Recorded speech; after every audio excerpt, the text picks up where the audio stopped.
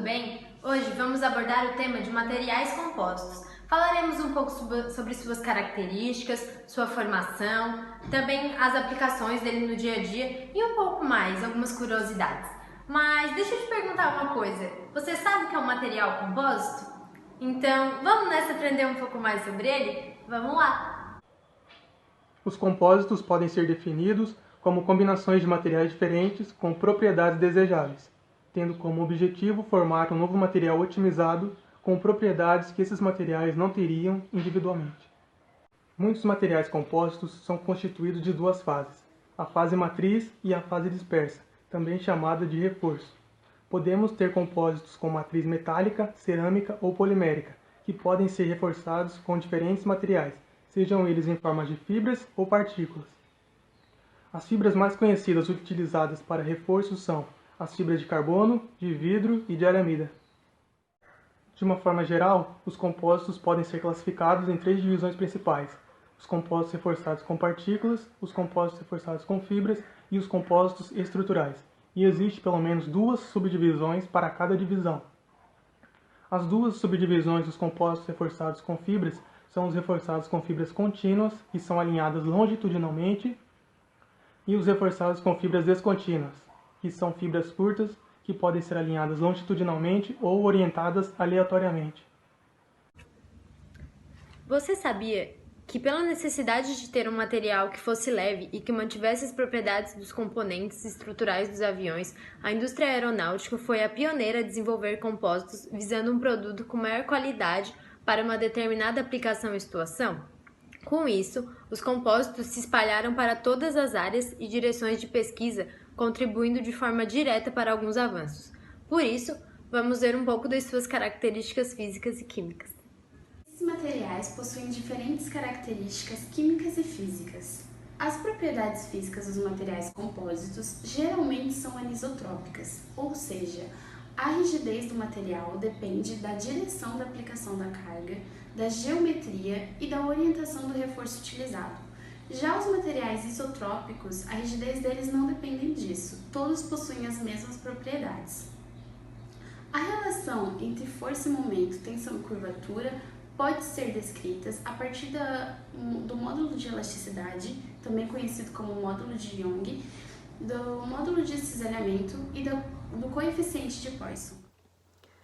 Bom, como comentado anteriormente, denomina-se compósito um material que é formado por duas ou mais fases, sendo elas de diferentes propriedades químicas e físicas.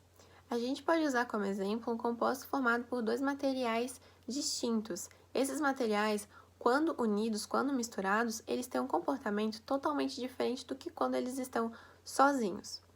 Nos compósitos, há a presença de duas fases, a fase da matriz e a fase do reforço. A fase da matriz, basicamente, ela é responsável por conferir a estrutura do compósito. Ela preenche cada espaço, cada vazio deixado pelo reforço. Nesse vídeo, a gente vai focar um pouquinho mais na parte da fibra de carbono. A fibra de carbono, ela é composta por 90% de carbono. As fibras, elas são unidas por um polímero chamado de resina. Essa resina ocupa o papel da matriz e funciona como se fosse uma cola. Essa cola que liga as fibras e forma os fiozinhos. A fabricação da fibra geralmente é realizada por meio de pirólise, que é o aquecimento dessas fibras a altas temperaturas, acima de 800 graus Celsius. Esse material em alta temperatura, ele é decomposto e convertido em um material sólido, adquirindo assim algumas propriedades, como elevada resistência à tração, um modo de elasticidade extremamente elevado, baixa massa específica, boa resistência elétrica e térmica, além da inércia química. Agora que aprendemos suas características físicas e químicas, vamos entender como é que se dá a formação desses compósitos. A maioria dos materiais compostos, eles se constituem de duas fases, uma denominada de matriz e a outra de fase dispersa. Porém, há uma gama de combinações a serem feitas em relação à geometria da fase dispersa, que se caracteriza por formato, tamanho, distribuição e orientação de suas partículas. Essa classe de materiais ela pode ser dividida em três braços principais, que são eles compostos reforçados com partícula, reforçados com fibra e composição estrutural. Vale lembrar que para cada tipo de aplicação de projeto, a orientação das fibras pode aumentar ou diminuir a resistência do compósito a esforços nele sofrido. Por isso, para entendermos um pouco mais como isso ocorre, vamos ver suas características mecânicas. As propriedades mecânicas dos compósitos são geralmente caracterizadas pela fração volumétrica de fibras. Em razão da orientação do material de reforço em uma direção específica, materiais compostos são considerados anisotrópicos, já que suas propriedades variam com a direção e podem ser avaliadas sobre 2 pontos de vista distintos. A micromecânica, que trata-se de uma análise da interação entre os constituintes em um nível microscópico, através da qual, a partir das propriedades dos constituintes, estima-se as propriedades de uma lâmina.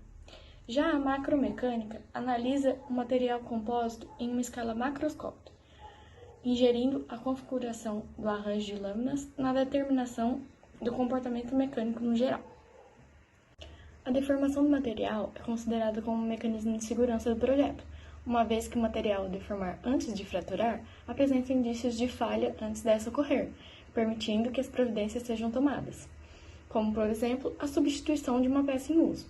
Neste contexto, apresentar uma maior deformação é vantajoso, e esse mecanismo não é muito acentuado nos materiais compostos, já que eles são frágeis e deformam bem pouco. Os materiais compostos, eles combinam as baixas densidades dos polímeros com as altas propriedades mecânicas das fibras. Assim sendo, a principal vantagem dos materiais compostos é o balanço entre as suas propriedades e a sua baixa densidade, que permite que esses materiais sejam utilizados em aplicações em que as propriedades mecânicas são importantes, mas ao mesmo tempo a baixa densidade também é fundamental, permitindo a redução de custos e do consumo de combustíveis. Os materiais compostos são utilizados em diversas áreas e de várias maneiras.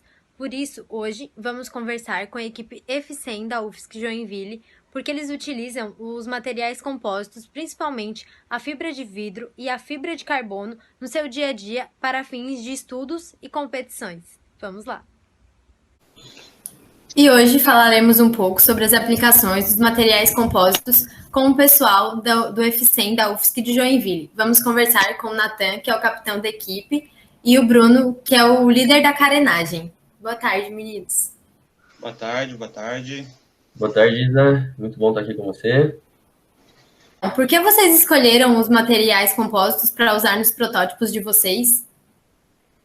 Bom, na competição, desde o início da equipe EFCEM, a gente começou com uma estrutura metálica e a gente percebeu que o material composto ele é muito mais leve. E a gente poderia fazer uma carenagem com um chassi muito mais leve, integrado, mais robusto, rígido e com uma eficiência maior, conseguindo uma eficiência maior para os nossos motores. Assim, a gente tem que empurrar menos peso e consegue gastar menos combustível, né? Entendi. E aí vocês escolheram esses materiais, inclusive para isso. É por isso que são suas diferenças, por serem mais leves e serem mais fáceis de conduzir?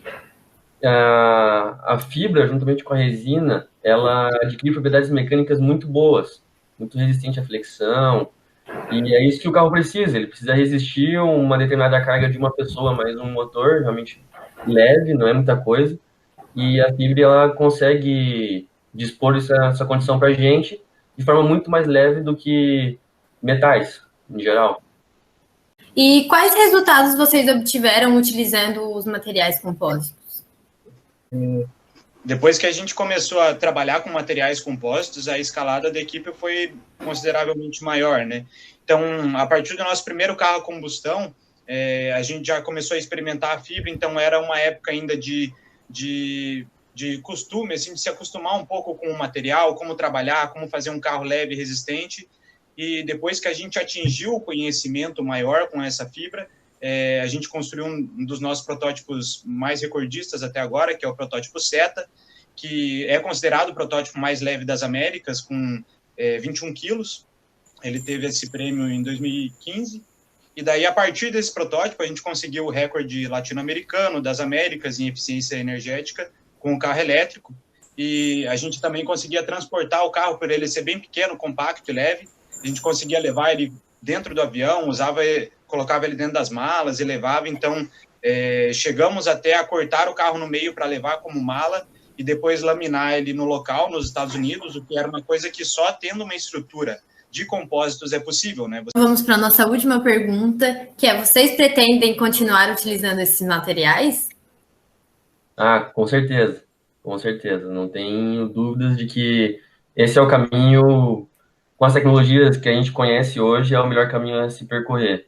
Inclusive, agora a gente está num processo de criação do novo protótipo, que vai ser utilizado não só fibra de carbono, como também fibras naturais. Muito legal. Agradeço a vocês por essa entrevista sobre o F100 e queria desejar boa sorte, que vocês consigam aplicar todos esses métodos, que dê tudo certo.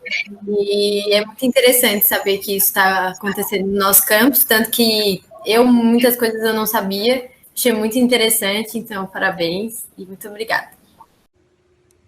Muito legal, não é mesmo? Agora vamos mostrar algumas curiosidades sobre os materiais compósitos e aposto que algumas vão até te deixar de queixo caído. Agora vamos falar um pouco sobre as curiosidades. Quando é falado do tópico de materiais compósitos, muitos imaginam fibra de carbono ou de vidro e pensam que é algo novo, criado apenas agora. Porém, materiais compósitos podem ser encontrados em casas do Antigo Egito, onde eram utilizados tijolos de lama e palha, ou em muitos trabalhos artesanais, feitos de papel machê, que é uma combinação de cola e papel. Os materiais criados atualmente são capazes de aguentar impactos enormes, como visto em coletes à prova de bala, e suportar mais peso em comparação a muitos aços. Um teste feito em um eixo de carro de Fórmula 1 mostrou que a fibra de carbono aguentou 3 vezes mais que o aço. É importante lembrar também que a fibra de carbono é 4 vezes mais leve que o aço, ou seja, é mais forte e com menos peso. Em 2016, Elon Musk, fundador da SpaceX, criou um tanque enorme feito de fibra de carbono para ser usado no programa espacial interplanetário em rumo a Marte. Ele afirma que é a parte mais forte da nave e a mais difícil de fabricar. O objetivo do tanque é carregar nitrogênio líquido, o que é um grande desafio para os engenheiros, pois precisa suportar não só temperaturas baixas sem a resina separar a fibra, mas também pressões elevadas durante a decolagem.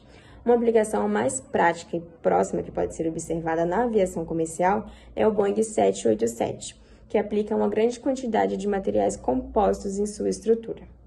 O uso destes materiais impacta em questões importantes, como ambientais, segurança dos passageiros e o custo da viagem, pois, reduzindo o peso estrutural, com a aplicação destes materiais, há aumento na eficiência da aeronave, que reduz o consumo de combustível, beneficiando os passageiros e o meio ambiente.